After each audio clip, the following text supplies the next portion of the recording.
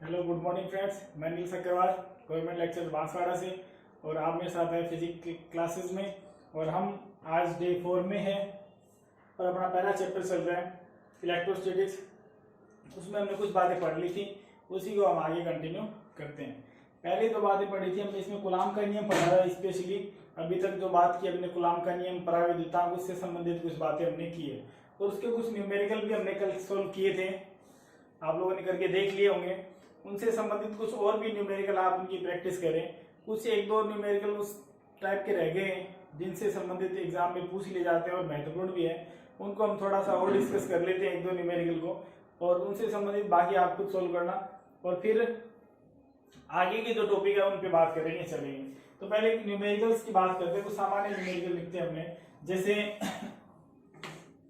आपको क्वेश्चन दे दिया जाए, बहुत ही कंसेप्ट पे सिंपल से क्वेश्चन है जो पूछ लेते हैं, बहुत ही आसान क्वेश्चन रहते हैं। बस थोड़ा सा हमें उसमें जो हम पढ़ चुके हैं चार्जेस के बारे में, उनमें से कुछ बातें यूज करनी होती हैं। जैसे अगर आपको ये दे दिए, यदि Q1 इंटू Q2 बराबर पॉजिटिव, तो आवेशों की प्रकृति क्या होगी, ये आपको क्वेश्चन दे दिया। शॉर्ट क्वेश्चन में ऐसे क्वेश्चन पूछ लेते हैं। Q1 into, if Q1 into Q2 is equal to positive, then what is the nature of the charges, nature of the given charges. जो आपको चार्जेस दिए गए हैं Q1 इंटू Q2, तो उनकी प्रकृति यानी वो पॉजिटिव है, नेगेटिव है, कैसे। अब अपने को वैल्यू नहीं है अपने पास, अपने को इसको देख के, लेकिन ज्यादा इसके अंदर कोई अपने को दिमाग लगाने की आवश्यकता नहीं पड़ेगी। सिंपल सी बात है, जो Q1 इंटू Q2 बराबर पॉजिटिव, मतलब इनका जब मल्टीप्लाई करेंगे तो जो आंसर है वो क्या आ रहा है, प्लस में आएगा। और प्लस में आंसर कब आता है, कब आता है, जब प्लस को प्लस से मल्टीप्लाई करते हैं तो भी आंसर पॉजिटिव आता है। दूसरा, माइनस को माइनस से मल्टीप्लाई करते हैं तो भी आंसर पॉजिटिव आता है। इसका मतलब क्या हुआ, या तो दोनों ही चार्जेस जो है वो पॉजिटिव है या दोनों ही चार्जेस जो है वो नेगेटिव है। तो इसका आंसर क्या होगा, इसका आंसर होगा या तो Q1 व Q2 दोनों धनात्मक हैं, बोथ आर पॉजिटिव, या दोनों ऋणात्मक हैं, यानी दोनों की प्रकृति एक जैसी होगी। इसी तरह से दूसरा क्वेश्चन लिख देता हूं, आप खुद सोल्व कर लेना इसे। जो सिमिलरिटी आएगी उनको हम केवल डिस्कस कर लेंगे, सॉल्यूशन जो है वो आप खुद करें। कोई दिक्कत आए तो कमेंट बॉक्स में आप इन जो क्वेश्चन है उनके बारे में लिख दें। इसके बाद फिर आप बात करते हैं, यदि Q1 multiply by Q2 is equal to negative, तो भी क्या बताना है, आवेशों की प्रकृति बताइए। तो भी यहाँ क्या होगा, आंसर नहीं लिख रहा, वही बातें आएंगी यहाँ पर भी, सेम नेगेटिव है तो उसके अनुसार अब देख लो आप नेगेटिव कब आएगा, जब एक प्लस होगा और एक माइनस होगा, तो आंसर किस में आ जाएगा, नेगेटिव। तो क्या होगा, एक चार्ज, तो इनमें से क्या लिखना है, दोनों में से एक प्लस होगा और एक माइनस होगा। बस ये क्वेश्चन के अंदर इतनी बात ही बतानी है। इसी तरह से क्वेश्चन अगर आगे बात करें, क्वेश्चन नंबर 3, अगर आपको ये दे दिया जाए, यदि Q1 प्लस Q2 बराबर 0, तो ये पूछ ले इससे क्या निष्कर्ष निकलता है, ये कहते हैं, या कहते हैं कि आवेशों की प्रकृति कैसी है, या आवेश के किस प्रकार के हैं। ठीक है, तो इसका निष्कर्ष क्या है, ये पूछिए। निष्कर्ष का मतलब क्वेश्चन ये पूछना चाह रहा है अपने से कि ये आवेश किस प्रकार के हैं, इनकी वैल्यू किस प्रकार की, इस समीकरण से हम क्या बात बता सकते हैं जो हम इसको देख के बताएं। तो यहाँ पर क्या है, इक्वेशन, जब कोई भी इक्वेशन आ गई, इक्वेशन का मतलब जहाँ इक्वल का सिंबल होता है वही इक्वेशन होती है, समीकरण कॉमन। ये 9th में ये ऐसी बातें आ जाती है, समीकरण क्या होती है कि जिसके क्या होते हैं, दो पक्ष होते हैं और एक LHS और एक RHS और बीच में इक्वल का सिंबल होता है, वही समीकरण होती है, चाहे कुछ भी लिखा हो। तो यहाँ पर भी इक्वल का सिंबल है, इसका मतलब ये समीकरण है। तो इस समीकरण से क्या निष्कर्ष निकल रहा है, निष्कर्ष क्या निकल रहा है, अगर इससे हम लिखें तो हम ये लिख सकते हैं Q1 बराबर माइनस Q2, ये लिख सकते हैं। अब इसका मतलब क्या हुआ, Q1 is equal to Q2 but negative. इसका मतलब कि दोनों आवेश मान में तो बराबर है लेकिन दिशा में विपरीत है, यानी सिंबल जो उनका अपोजिट है, इसका मतलब उनके नेचर विपरीत है। एक प्लस का है तो दूसरा माइनस का है। तो इसका आंसर क्या होगा, दोनों आवेश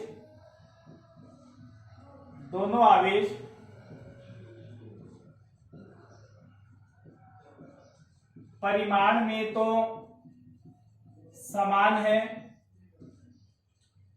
परंतु प्रकृति में विपरीत है। Both charges have equal magnitude but in nature both are opposite nature है दोनों का, एक प्लस है और एक माइनस है। ये इसके अंदर इस तरह से संबंधित क्वेश्चन और भी काफी बनते हैं, लेकिन अगर ये इस तरह के क्वेश्चन आए तो कंफ्यूज होने की आवश्यकता नहीं है।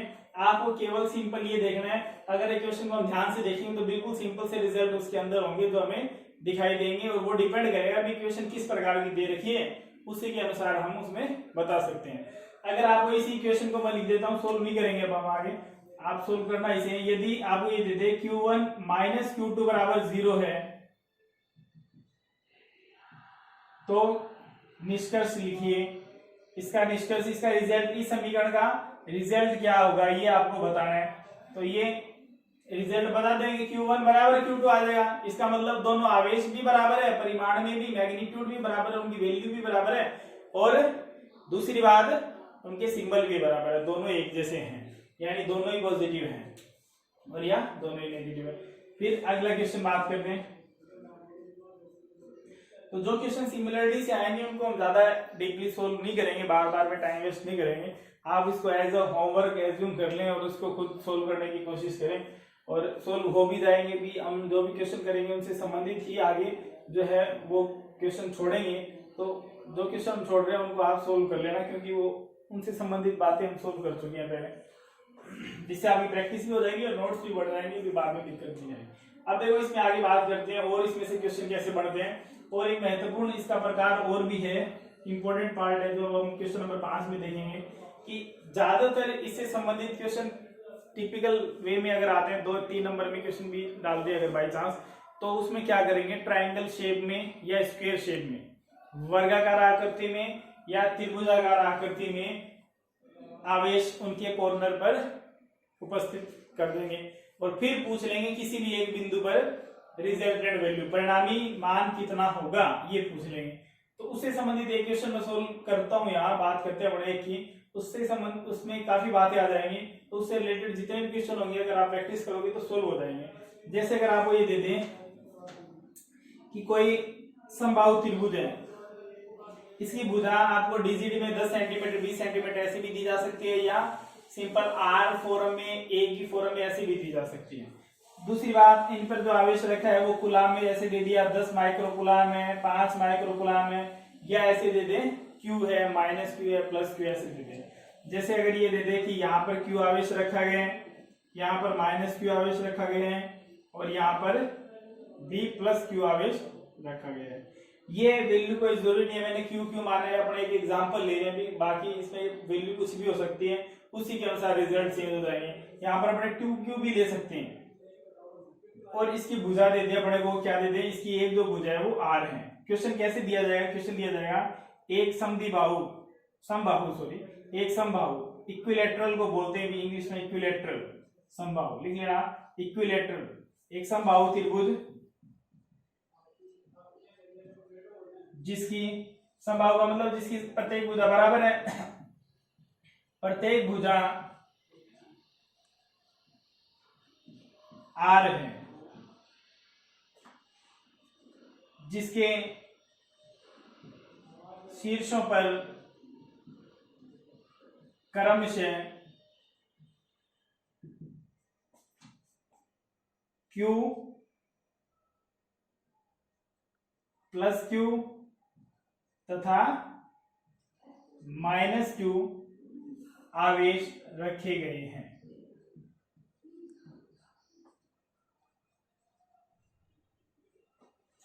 माइनस Q आवेश पर परिणामी बल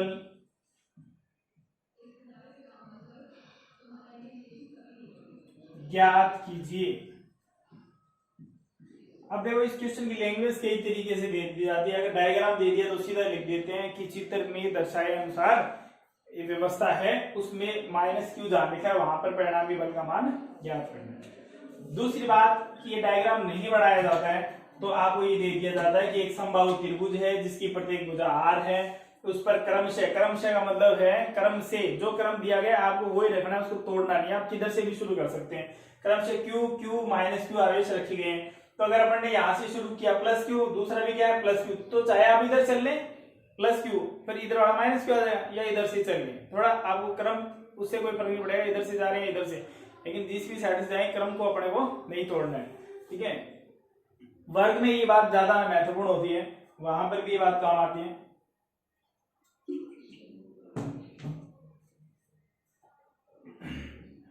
अब आपको पूछ ले माइनस क्यू आवेश पर परिणामी बल का मान याद कीजिए। जरूरी नहीं है माइनस क्यू, प्लस क्यू इस पे भी कहते हैं, इनको बिंदु देते हैं ए बी सी, तो ये कहते हैं ए पर रखिए उस पे ज्ञात करो, बी पर रखिए उस पे ज्ञात करो। ऐसे क्वेश्चन, इससे कई तरह के क्वेश्चन बनते हैं, सबका मेथड यही रहेगा। इस एक क्वेश्चन को आप ध्यान से समझ लें, बहुत तरह के क्वेश्चन इससे सोल्व हो जाएंगे। अब इसको सोल्व करते हैं अपने।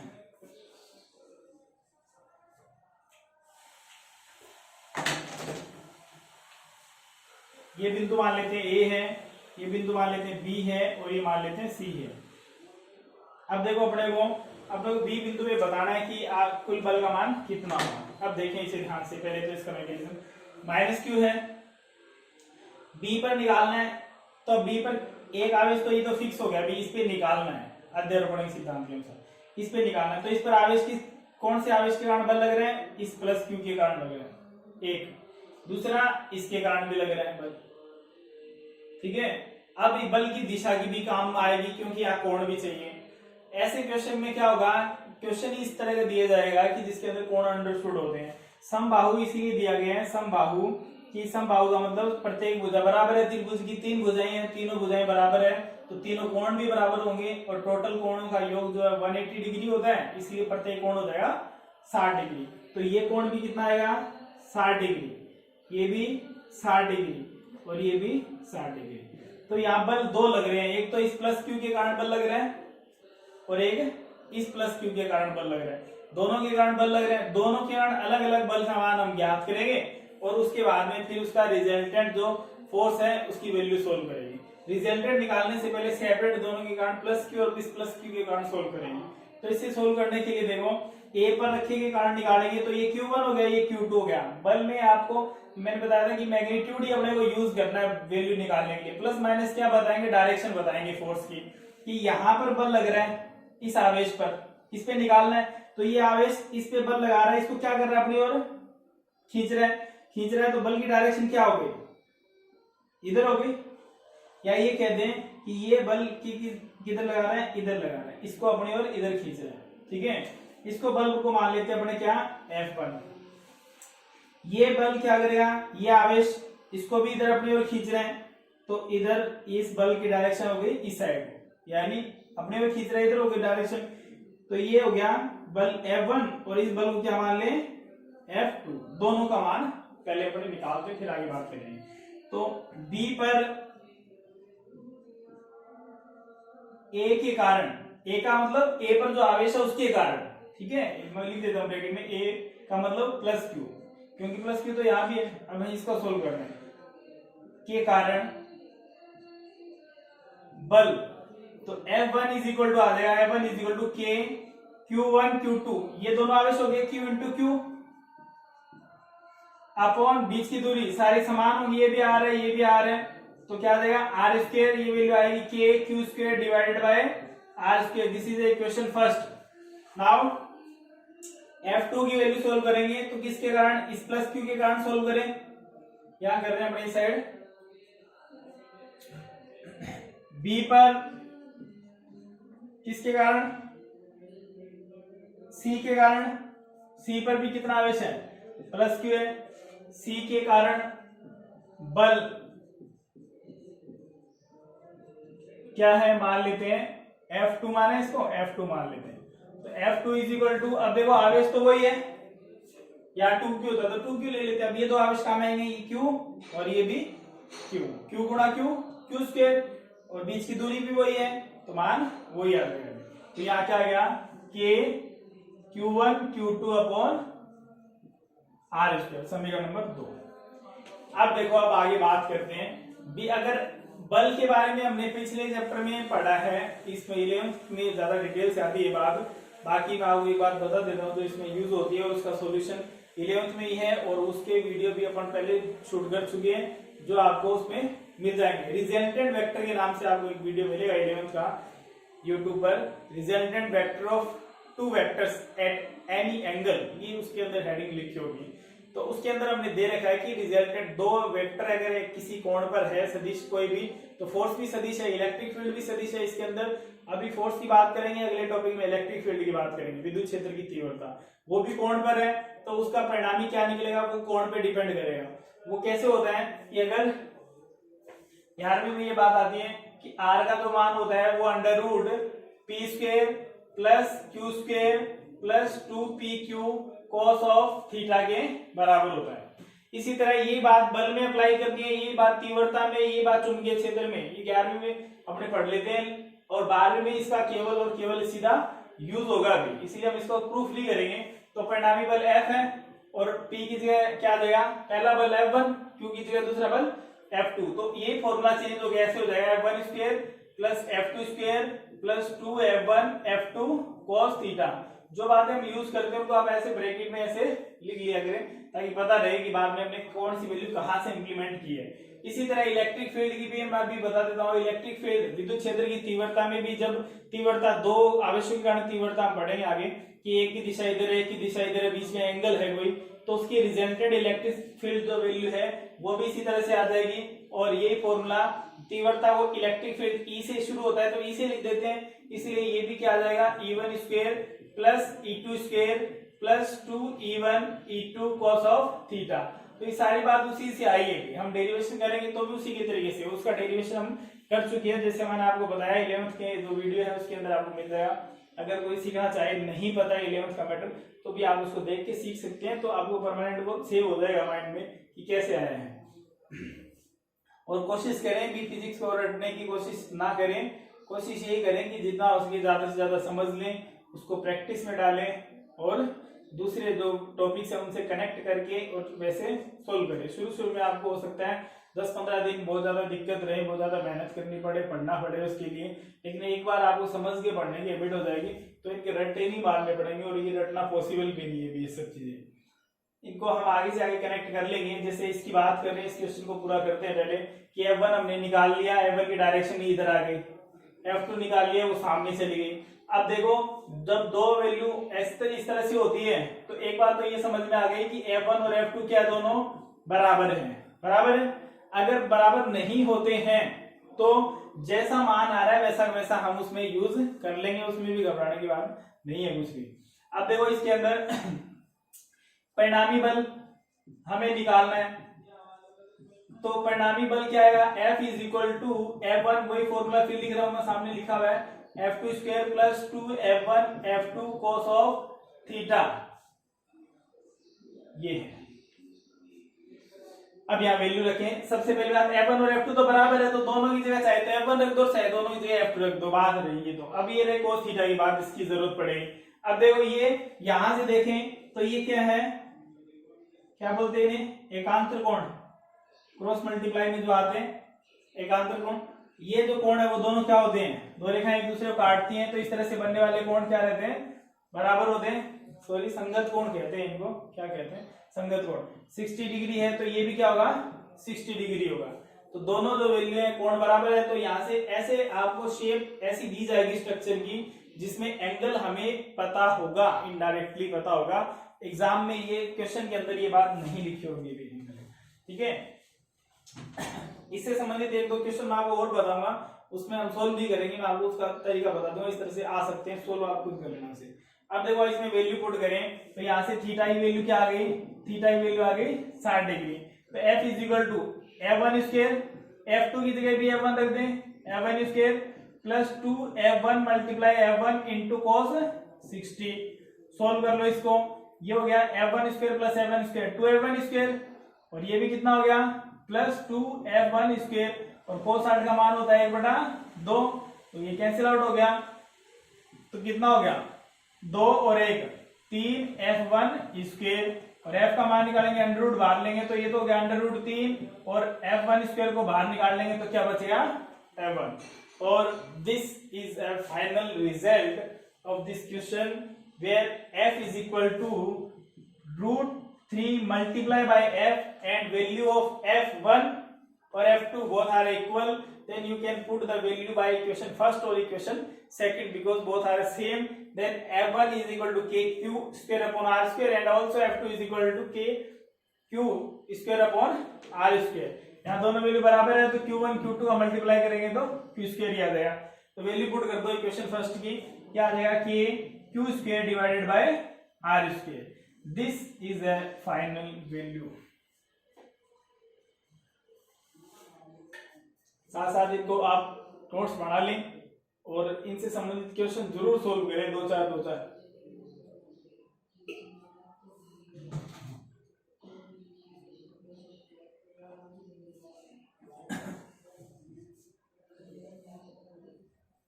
करें आगे। अब आगे बात करते हैं।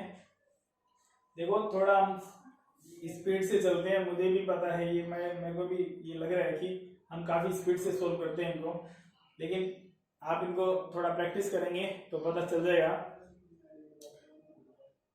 और किसी भी तरह की क्वेरीज प्रॉब्लम्स कुछ होती हैं तो आप कमेंट बॉक्स में लिख दिया करें। और ये वीडियोस आपको कैसे लगते हैं, ये क्लासेस कैसी लगती हैं, समझ में आता है नहीं आता, ये बात आप कमेंट बॉक्स में ये वीडियो देखने के बाद, सोल्व करने के बाद जब भी आप फ्री होते हैं तो जरूर उसके अंदर ये बात लिखिए ताकि मुझे पता चले कि जो हम ये काम कर रहे हैं वो सक्सेस हो भी रहा है या नहीं हो रहा, आप लोगों तक पहुंच रहा है, समझ में आ रहा है या नहीं हो रहा। और कम से कम प्रत्येक एक विद्यार्थी जो कम से कम 1 या 2 लोगों तक जरूर ये इंफॉर्मेशन पहुंचाए कि सिलेबस के अनुसार हम जो है वो हमारे पास ऑप्शन है, हम इसे पढ़ सकते हैं। तो ऐसे कोई स्टूडेंट जो बाद में ये ना रहे कि अगर सूचना मिलती या इंफॉर्मेशन मिलती, पता चलता तो हम इसे पढ़ सकते हैं। तो आप भी, हम सब की जिम्मेदारी है ये, तो आप भी कोशिश करें 1-2 लोगों तक तो कम से कम ये पहुंचाए, जिससे वो भी इसका फायदा उठाएं और कुछ सीख लें। और लॉकडाउन में जो इन दिनों सारा दिन घर बैठे रहते हैं तो उस समय का भी जो है सदुपयोग हो जाता है। देखिए अब ये इसको मिटाता हूँ मैं, आगे फिर सोल्व करते हैं कुछ और बातें।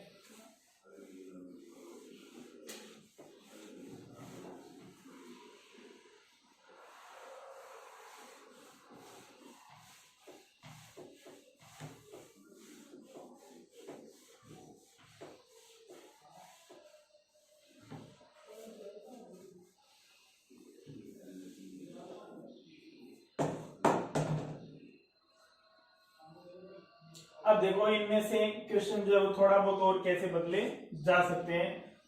सोल्व मैं नहीं करूंगा इनको, आप सोल्व करेंगे। क्वेश्चन मैं आपको जैसे एक लिख देता हूं, आप इसे लिख लेना और फिर आप इसको सोल्व करके देखना।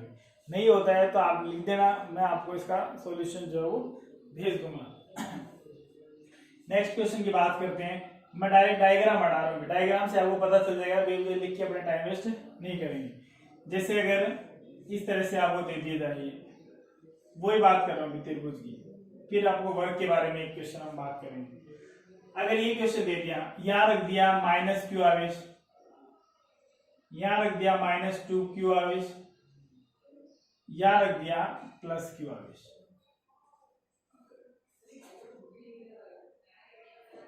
अब आपको यूं कहते हैं कि A बिंदु है, ये B बिंदु है और ये C बिंदु है। अब आपको कहते हैं ये जो दूरी है, ये जो भुजा है वो A है, और ये कहते हैं कि जहां -2q चार्ज रखे हैं उस पॉइंट पर हमें रिजल्टेंट फोर्स की वैल्यू फाइंड आउट करनी है। टोटल फोर्स कितना है वो बताना है। तो कहां बताना है अपने को, किस बिंदु पर, -2q आवेश पर परिणामी बल ज्ञात करो। देखो यहां जो है वो डायरेक्शन बहुत महत्वपूर्ण है, इसीलिए सदिश राशि है, हमने इसका सदिश रूप इसीलिए पढ़ा था, एग्जाम में कभी भी नहीं आएगा वो, लेकिन महत्वपूर्ण इसलिए है क्योंकि यहाँ आगे जो हम न्यूमेरिकल्स कर रहे हैं इनमें भी यूज हो रहा है, आगे भी यूज होगा। यहाँ पे डायरेक्शन की जरूरत पड़ेगी कि बल किधर लग रहा है। जैसे अपने यहाँ बात करें, यहाँ पर बात करें तो यहाँ पर बल कैसे लग रहा है, इधर से क्या हो रहा है, आकर्षण हो रहा है, सॉरी इधर से माइनस है ये तो, और ये प्लस है, इधर से आकर्षण हो रहा है और इधर से प्रतिकर्षण हो रहा है। तो अब इस प्लस क्यू आवेश के कारण जो इस पर बल लगेगा तो ये क्या करेगा अपनी ओर इसको खींचेगा, यानी बल की जो प्रकृति है वो क्या होगी, अट्रैक्शन फोर्स होगा, आकर्षण बल होगा।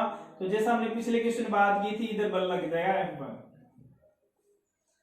दूसरी बात, यही चार्ज जो है -2q, ये इस -q पे बल लगाएगा, दोनों सेम हो गए तो ये इसको क्या करेगा, रिपेल करेगा, उधर दूर धकेलेगा तो इसकी डायरेक्शन ऊपर की तरफ, दूर की तरफ फोर्स लग रहा है तो इसकी डायरेक्शन इधर हो जाएगी F2।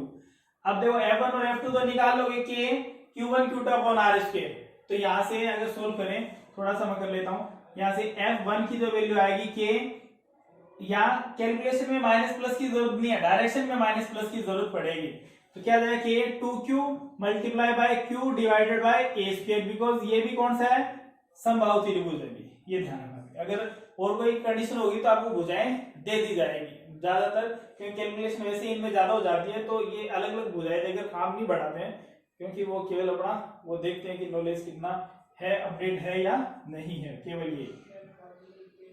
अब देखो यहां से अब दूसरे इसको सोल्व करेंगे तो किधर हो गया F2 की वैल्यू वही k, Q1 की वैल्यू 2q, Q2 की वैल्यू q। तो यहाँ माइनस रखने की जरूरत नहीं है क्वेश्चन के अंदर, ये भुजा वो भी a होगी। अब देखो अब अपने को ये तो F1 और F2 के मान आ जाएंगे यहाँ से आगे, ठीक है। अब अपने को क्या सोल्व करना है, अपने को टोटल बल निकालना है। अब एक बल इधर जा रहे हैं ऐसे है, एक बल ऐसे है, तो परिणामी बल क्या होगा, इनके बीच में कहीं ना कहीं होगा, इसलिए वो किस पे डिपेंड करेगा, इनके बीच के कोण पे डिपेंड करेगा कितना है। तो अपने को ये डायरेक्शन जो होती है फोर्स की डायरेक्शन, ये अपने को बताएगी कि कोण कितना है। अब देखो ये कोण कितना है 60 डिग्री, ये कितना है 60 डिग्री, ये कितना है 60 डिग्री। अब आप इसमें कोई सी भी मैथ लगा दो भी, मैथ सही होनी चाहिए, ठीक है।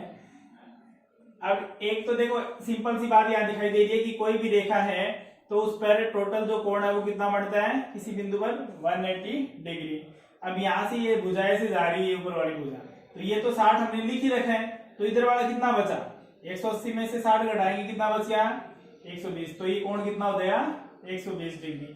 एक थ्योरम ये भी है कि किसी त्रिभुज की, ये कक्षा 7-8 में आ जाती है ये थ्योरम, किसी भी त्रिभुज की एक भुजा को, ये भुजा है, इस भुजा को, किसी भी भुजा को, चाहे ये हो चाहे ये, एक भुजा को आगे बढ़ाते हैं तो जो कोण बनता है आउटर एंगल, ठीक है, ये जो कोण है एक्सटीरियर एंगल भी कहते हैं इसको, बहिष्कोण कहते हैं इसे, बहिष्कोण। इस कोण का जो मान है वो अंदर के शेष, इसके साथ वाले को छोड़ के अंदर के शेष दोनों कोणों के योग के बराबर होता है। ये हर प्रकार के त्रिभुज में अप्लाई होती है, चाहे समबाहु, चाहे समद्विबाहु, चाहे विषमबाहु, कैसा भी हो। ऐसा हो जैसे मान लो ये 30 डिग्री है, ये 40 डिग्री है और ये 180 होता है, ये मान लो 110 डिग्री है, वैसे बढ़ नहीं रहा लेकिन अपने एज्यूम कर रहे हैं वैसे, ठीक है। तो यहाँ से अगर इसको आगे बढ़ाएंगे तो ये वाला कोण जो है वो देखना है, तो इसको तो छोड़ दो, इन दोनों का योग कर दो, 110 + 40 कितना हो गया 150 डिग्री। ऐसे यहाँ पर भी ये बात लागू होती है, तो इसको छोड़ दें, इन दोनों का योग करें तो कितना हो गया 120 डिग्री। तो जैसे भी अपने को पता हो, और कैलकुलेशन मैंने आपको शुरू में, मैं पिछले 3 दिनों से ये बात कर रहा हूँ और फिर मैं ये बात बहुत बार रिपीट करूंगा कि कैलकुलेशन हम कोई भी हाई लेवल, कोई बहुत बड़ा ऐसा लेवल नहीं आएगा, ये देखने में मुश्किल लगता है, फिजिक्स ऐसा ही कुछ नहीं है इसके अंदर। अगर हम इसको सीखना चाहें तो बहुत ही इजी सब्जेक्ट है, ये अपना डेली लाइफ में ले आए तो बहुत आसान भी है, मुश्किल नहीं है। तो इसको आगे सोल्व करें तो यहाँ एंगल जो है वो आप मैथ जो है वो आप कोई भी क्लास की जो हमें पता है जिस भी मेथड से आती है उसी मेथड से इसको अप्लाई हम कर सकते हैं और सोल्व कर सकते हैं।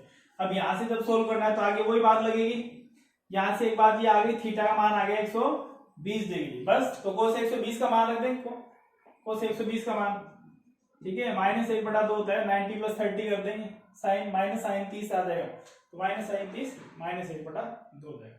तो ये मान सारे अपने उस फॉर्मूले के अंदर रख देंगे जो पहले लिया था। अब आप इसको खुद सोल्व करेंगे, F1² + F2² + 2F1 F2 cos theta. तो आप इसको खुद सोल्व करेंगे और सोल्व करके इसका जो सॉल्यूशन है वो मेरे को कमेंट में भी भेजेंगे, ठीक है, ताकि मैं ये देख सकूं कितने जो ऐसे स्टूडेंट हैं जो साथ साथ इनको सोल्व भी कर रहे हैं। तो इस क्वेश्चन को तो जरूर आप कम से कम पूरा सिंप्लीफाई करके एक पेज पे उसकी फोटो खींच के या कैसे भी आप कमेंट बॉक्स में जरूर डाल दें, ताकि पता चल जाए कि आप इनको साथ साथ सोल्व कर भी रहे हैं। तो ये तो इसके न्यूमेरिकल पोर्शन की बात आ गई ट्राइंगल वाले की, इसको मैं बिठा रहा हूं। इसके बाद में बात करते हैं कि अगर स्क्वायर फॉर्म में दे दिया जाए, वर्ग की फॉर्म में भी दे दिया जाए क्वेश्चन। इस टॉपिक में न्यूमेरिकली सबसे महत्वपूर्ण है, काफी न्यूमेरिकल हम निकल भी किए थे, आज भी हम कर रहे हैं। हर क्लास को आप इतना डीपली सोल्व कर लें कि दोबारा आपको ये नौबत नहीं आए कि पीछे का हमें कंफ्यूजन है या नहीं है। चाहे कितनी भी क्लासेस हमारी एक्स्ट्रा हो जाए, आराम से सिलेबस जो है वो बिल्कुल स्लो वे में हम करेंगे। जरूरी है कि हम साथ साथ उसको सीख लें, इसलिए प्रैक्टिस आप इनकी सबसे ज्यादा कर लें और कोशिश करें आपके पास कोई भी रिफ्रेशर, कोई भी बुक्स कुछ भी हो, उससे ज्यादा से ज्यादा न्यूमेरिकल पोर्शन पे ज्यादा फोकस करें। अब जैसे इसका और क्वेश्चन अपने बात करते हैं, अब वो वर्ग की फॉर्म में दे देते हैं भी। सिंपल क्वेश्चन शॉर्ट क्वेश्चन में जब आता है तो ऐसा दिया जाता है, वर्ग भी बना के देते हैं भी। क्वेश्चन लैंग्वेज की फॉर्म में आता है, लैंग्वेज में लिखता हूं, लैंग्वेज की फॉर्म में क्या दिया जाता है, यदि 10 सेंटीमीटर ये दे दिया, 10 सेंटीमीटर भुजा के वर्ग के शीर्षों पर क्रमशः 2 माइक्रोकुलाम, -3 माइक्रोकुलाम, 2 माइक्रोकुलाम एवं -3 माइक्रोकुलाम आवेश रखे गए हैं। इनके वर्ग के केंद्र पर, वर्ग के केंद्र पर +1 माइक्रोकुलाम आवेश है। इस पर परिणामी बल ज्ञात कीजिए। इस पर परिणामी बल ज्ञात कीजिए। अब परिणामी बल इस पे बताना है। अब देखो, अब सारी बातें अपने को पता होना चाहिए। सबसे पहले तो वर्ग बना लो, इसकी भुजा कितनी हो गई, 10 सेंटीमीटर। सारी 10 होती है, वर्ग की प्रत्येक भुजा बराबर होती है, कोई ज्यादा ऐसी बड़ी बात नहीं जो भी नहीं पता है। ए बी सी इनका नाम दे दो। क्रम आपको ये बात ध्यान रखना भी कि इस वर्ड का ध्यान रखना, इसमें क्रम से लिखा मैंने, इस वर्ड का ध्यान रखना कि क्रम आपको चेंज नहीं करना है। ऐसा नहीं है कि यहाँ 2 कूलम रख दिया, फिर यहाँ अगला 2 कूलम रख दिया, बीच वाला छोड़ दिया। हाँ, इधर से भी चल सकते हैं, इधर से, वो अपनी स्वेच्छा से, ऐसा कुछ नहीं है राइट हैंड साइड या क्लॉकवाइज या एंटी क्लॉकवाइज का कोई रूल नहीं, कैसे भी आप चल सकते हो, क्रम से रखना है। जैसे मैं यहां से शुरू कर देता हूँ, ऐसे यहाँ रखा है 2 माइक्रोकुलम, यहाँ रख दिया -3 माइक्रोकुलम, फिर इसके बाद फिर 2 माइक्रोकुलम, फिर इसके बाद माइनस। अब कह दिया इसके केंद्र पर रखा है 1 माइक्रोकुलम आवेश। तो केंद्र कहां होता है, जहां इसके वर्ग एक जो विकर्ण है, डायगोनल एक दूसरे को काटते हैं, वही क्या होता है, वही इसका केंद्र होता है। तो ये इसका सेंटर है O, और यहां रखा है 1 माइक्रोकुलम आवेश। अब इस बिंदु ये बताना है कि कितना बल लगेगा टोटल। आप देखो, अगर कंप्लीट इसको सोल्व करें, ऐसा टिपिकल क्वेश्चन अगर दे दे, ये तो मैंने वेरिएबल से सिमिलरिटी से लिखी है कि अपन बिना सोल्व किए इसका उत्तर बता सकते हैं, वो मैं बात करें। लेकिन अगर नहीं दे, ऐसा कोई जरूरी नहीं है भी इसे ऐसा ही दे, कोई टिपिकल भी दिया जा सकता है, ये तो आसान है, बहुत ज्यादा टिपिकल भी दिया जा सकता है, तो उसका भी सॉल्यूशन हम बात कर लेंगे कैसे करेंगे। अब देखो, इसके अंदर सबसे पहले तो कंप्लीट मेथड में आपको बता रहा हूँ, सुन लेना ध्यान से कि इसको सोल्व करना कैसे। पहली बात, आपको यहां पर देखना है किस किस के कारण बल लग रहे हैं। इसके चारों ओर आपको 4 आवेश दिखाई दे रहे हैं, तो चारों के कारण बल लगेगा। तो पहली बात तो बल हो गए 4, F1 F2 F3 F4, 4 solve करने हैं। फिर आपको ये देखना है कि इस बिंदु पर इनका परिणामी कितना है, तो इन 2 का रिजल्ट निकालना है, इन 2 का रिजल्ट निकालना है, कितने हो गए 6। फिर उसके बाद उनका परिणामी कितना होगा वो निकालना है 7, यानी 7 बार कैलकुलेशन अपने को इसमें करनी पड़ेगी। इसीलिए इनको थोड़ा सा इजी कर देते हैं क्वेश्चन को। कैसे? वैल्यूज इस तरह से दी जाती है। जैसे आप देखो इसकी बात करें, पहले इसके कारण निकालें, इसके कारण जो बल आएगा 2 माइक्रोकूलम के कारण इस पर बल लग रहा है, ठीक है। तो ये आवेश जो है इसको क्या करेगा? प्रतिकर्षित करेगा, यानी इधर बल लगेगा इसका। ये हो गया F1। वैल्यू क्या आएगी? F1 इज इक्वल टू, साथ साथ सोल्व कर रहा हूं मैं, F1 is equal to K Q1 Q2 upon R square. Q1 का मान 1 माइक्रोकूलम, मैंने आपको बताया था इसको चेंज भी करना है, ठीक है। माइक्रोकूलम को कूलम में बदलेंगे तो 10 की पावर -6 हो जाएगा। तो ये हो जाएगा 1 गुणा 10 की पावर -6 Q1। Q2 की वैल्यू हो गई 2 गुणा 10 की पावर -6। R का मान कितना है? 10 सेंटीमीटर है, तो इसको मीटर में भी बदलेंगे। 10 सेंटीमीटर को मीटर में बदलेंगे, 100 हो गया, 0 कट गया, कितना आ गया? 10 की पावर -1। और स्क्वायर भी करना भाग में, तो स्क्वायर करेंगे तो इसका हो गया 10 की पावर -2। यहाँ लिखिए हमने डायरेक्ट, इसका उत्तर कुछ भी आ जाए, छोड़ो इसे। अब फिर इसी तरह से इधर से सोल्व करेंगे, किसके बीच में? O व C के बीच में। इसमें बल क्या होगा? F2 होगा। आप देखो ये जो आवेश है इस पर कैसे बल लगाएगा? दोनों सेम प्रकृति, ये भी प्लस ये भी प्लस, कैसा बल लगेगा? प्रतिकर्षण। तो ये इसको क्या करेगा? प्रतिकर्षित करेगा। इसकी दिशा इधर हो गई, तो F2 का मान आ गया। सोल्व कर लेंगे अपने। अब देखो अपने क्या करना है, पहले इसी को सोल्व कर लें आगे जाने से पहले। अब इन दोनों बलों के बीच में परिणामी निकालें, तो इन दोनों बलों के बीच में क्या हो रहा है? यहाँ 180 डिग्री का कोण बन रहा है। और ये हम इस सूत्र से पहले की क्लास में एक में हमने 11th में सोल्व कर चुके हैं, और नहीं भी किया है किसी को तो आप यहाँ से देख सकते हैं। यहाँ सारी बात थीटा पे डिपेंड करती है। अगर दो बल एक ही दिशा में होते हैं, एक ही दिशा में आगे पीछे होते हैं, तो इसका मतलब थीटा 0 डिग्री है। 0 डिग्री है तो cos 0 की वैल्यू क्या हो गई? 1 हो गई। 1 हो गई तो क्या बढ़ गया? 1 square plus F2 square plus 2F1 F2, यानी A प्लस B का होल स्क्वायर बन गया। और इसका अंडर रूट लेंगे तो क्या आ जाएगा? F1 प्लस F2, ये वैल्यू आ गई। और इसी तरह से अगर 180 डिग्री का होता है तो cos 180 का मान होता है -1, और -1 यहां रखेंगे तो क्या आएगा? F1 square plus F2 square minus 2F1 F2। तो यहां पर कितना फर्क पड़ेगा? इतना ही पड़ेगा भाई। ये इसका अंडर रूट लेंगे तो क्या आ जाएगा? F1 माइनस F2, यानी इसमें क्या कर सकते हैं? अपने माइनस कर सकते हैं।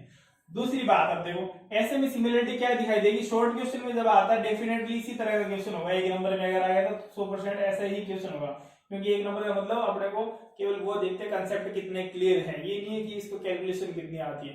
तो कंसेप्ट क्लियर है तो देखते ही पता चल जाएगा कि ये एक के बाद एक आ रहा है, एकांतरक्रम में एक के बाद सेम आ रहा है। एक को छोड़ के 2 माइक्रोकूलम, ये भी 2, फिर 3, इसको छोड़ के वो भी 3। सिंबल भी सेम है तो बल की डायरेक्शन एक दूसरे के अपोजिट होगी, दोनों एक दूसरे काट देंगे, 0 कर देंगे। तो यहां से F1 और F2, इसमें भी देखो कितना है? 1 और 2 था, इसमें भी 1 और 2। Q1 का मान 1 माइक्रोकूलम, Q2 का मान 2 माइक्रोकूलम, तो वही रिजल्ट इसमें आएगा। तो F1 और F2 क्या आएगा? बराबर आएंगे, और थीटा कितना आएगा? 180 डिग्री। अतः इनका परिणामी क्या हो जाएगा?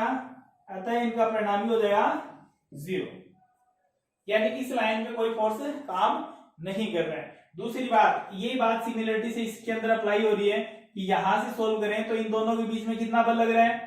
Q1 Q2 upon R square. इसकी बात करें तो ये क्या करेगा? ये -3 कूलम माइक्रोकूलम जो आवेश है वो इस आवेश को क्या करेगा? ये माइनस है और ये प्लस है, तो प्लस वाले को अपनी ओर आकर्षित करेगा। तो डायरेक्शन इधर हो गई, ये हो गया F3। इसका बल निकालें तो F3 कैसे निकालेंगे? F3 बराबर वही Q1 का मान ये हो जाएगा कि Q1 का मान 1 माइक्रोकूलम, Q2 का मान 3 माइक्रोकूलम। सोल्व कर लेंगे, भाग में वही। फिर इधर से देखें तो ये भी -3, ये भी +1, तो वैल्यू भी सेम है, और ये इसको क्या करेगा? अपनी ओर आकर्षित करेगा। तो यहां पर भी देखें तो यहां पर भी कितना कोण बढ़ गया? 180 डिग्री।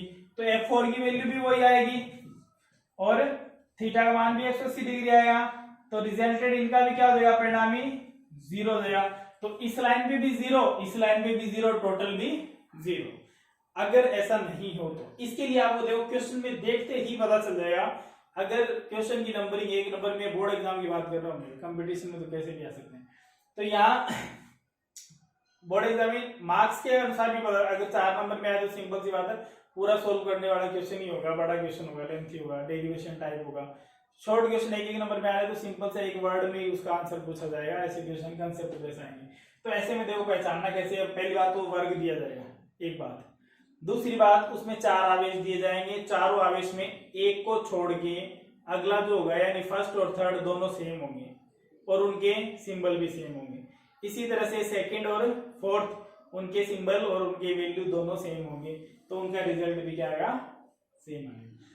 सेम आएंगे दोनों के, दोनों एक दूसरे काट देंगे और परिणाम, ऐसे में परिणामी बल हमेशा क्या होगा, 0 होगा। तो आप सीधा सीधा इसका 1 नंबर में आप तो सीधा सीधा लिख सकते हैं 0 होगा, और अगर कंपटीशन में आ जाता है तो सीधा सीधा टिक करो और अपना घोड़ा खड़ा करो और अपने घर जाओ, ठीक है। अब नेक्स्ट अगर ऐसा नहीं हो तो, ऐसा नहीं हो तो क्या होगा, जैसे अगर कोई कहते हैं ये सिमिलरिटी है ही नहीं तो फिर क्या करें, तो फिर सोल्व करना पड़ेगा।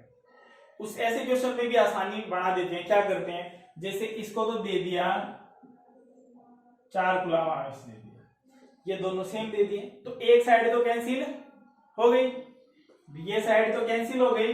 तो आप ये नहीं कि इसको सोल्व करने में टाइम वेस्ट कर लो, तो आप देख लो दोनों सेम है और इनके सिंबल भी सेम है, तो बल की डायरेक्शन विपरीत होगी, तो इनको सोल्व मत करो, सीधा लिख दो कि 2 माइक्रोग्राम और 2 माइक्रोग्राम एक दूसरे के विपरीत हैं और दिशा विपरीत है, इसीलिए बल का मान परिणाम में समान है, तो टोटल वैल्यू 0 आ जाएगी। अब बात करें इधर की, तो इधर में इनको सोल्व करना पड़ेगा, सोल्व कर लेंगे, वैल्यू आसान मिलेगी कैलकुलेशन में। इसको भी सोल्व कर लेंगे, दोनों में 180 डिग्री आ रहा है एंगल, घटा देंगे, उत्तर आ जाएगा। अब कोई कहते हैं भाई ये भी ऐसा भी हो, ये भी सेम नहीं हो, तो फिर पूरा ही सोल्व करना पड़ेगा। पहले इन दोनों को सोल्व करो, फिर इन दोनों को सोल्व करो, फिर रिजल्टेंट देखो किधर बच रहा है, मान लो एक का इधर बच रहा है और एक का इधर बच रहा है, तो लास्ट में जो मान आए एक यहाँ से और एक यहाँ से, उनके बीच का कोण, अब ये कोण कहते हैं, ये कोण कैसे पता चलेगा, तो ये बात ध्यान रखना, ये कि जिसके तो डायगोनल होते हैं वो ये पूरा कोण कितना बढ़ता है 360, तो ये एक इसका 1/4 पार्ट है, तो ये कोण हमेशा कितना बढ़ता है 90 डिग्री, ठीक है। ये दोनों 45-45 बनते हैं, इसीलिए ये 90 डिग्री है, तो 90 डिग्री के अनुसार उसको सोल्व कर लेंगे, वही फॉर्मूला फिर लगाना पड़ेगा। बाकी बोर्ड एग्जाम में ऐसी नौबत नहीं आती है। तो आज अपने इसमें इतना ही करेंगे। न्यूमेरिकल जो पोर्शन है वो काफी लगभग हमने सोल्व कर लिया है, बाकी इसका कोई लिमिटेशन नहीं है, हम कितने भी और भी सोल्व कर लें, चाहे 10 दिन तक ये सोल्व करते रहें, आएगा तभी जब आप खुद इनकी प्रैक्टिस करेंगे। तो ज्यादा से ज्यादा क्वेश्चन जैसे हमने ये किए हैं, मैंने बीच में छोड़ दिए इन क्वेश्चन को, तो इनकी आप प्रैक्टिस जरूर करें भी, ठीक है।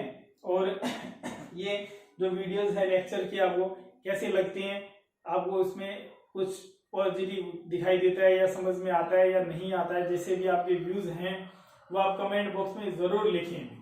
इस वीडियो को देखने के बाद आप जरूर लिखिए कमेंट बॉक्स में कि आपको कैसी लगी, इसमें क्या कमियां हैं या कौन सा ऐसा पार्ट है जो आपको समझ में नहीं आता, या स्पीड स्लो है या बहुत ज्यादा स्लो तो नहीं है, हो सकता है बहुत ज्यादा फास्ट हो, बहुत ज्यादा फास्ट है तो भी, ताकि अपना जो पर्पस है वो यही है कि बोर्ड एग्जाम की प्रिपरेशन जो है वो बोर्ड एग्जाम के तरीके से ही हो, चाहे उसमें समय 1 महीना ज्यादा लग जाए।